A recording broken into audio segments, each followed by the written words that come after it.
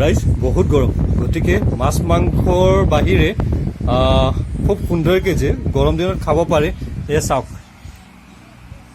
পন্তা ভাত হয়, বহুত জেগাত আমি পানী দিয়া ভাতো বুলি কওঁ, বহুতে পন্তা ভাত বুলি কয়, যোনে যি কয় আৰু।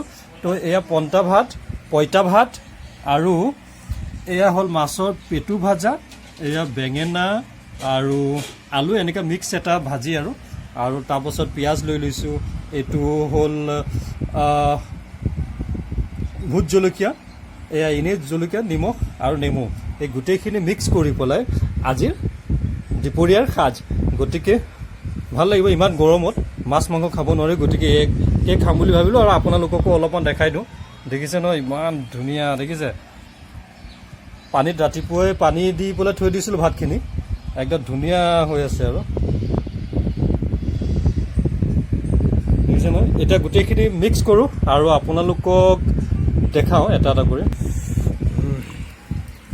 মজা আৰু দেখিছে।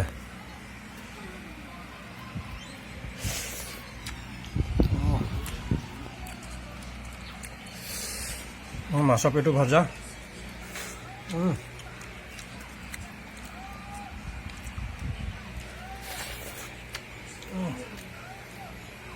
ভোট জলকীয়া,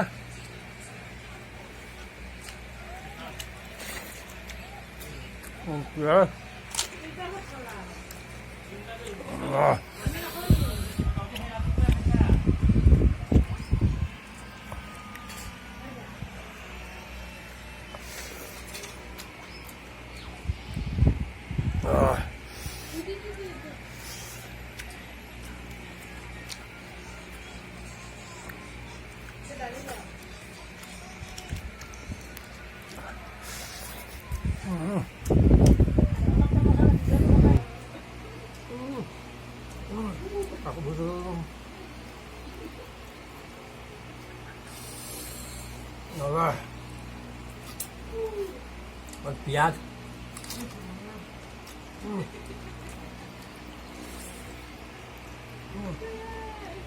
মাছৰ পেটা ভাজি,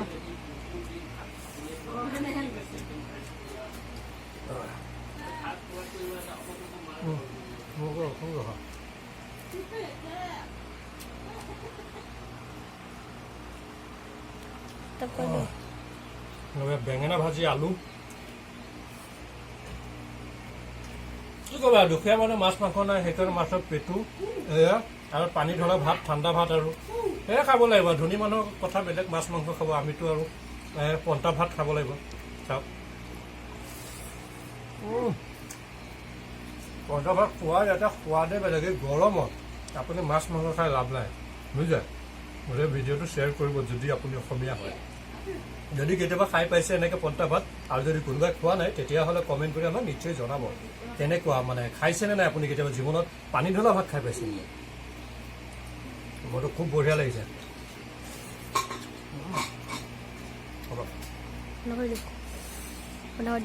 হ'ব।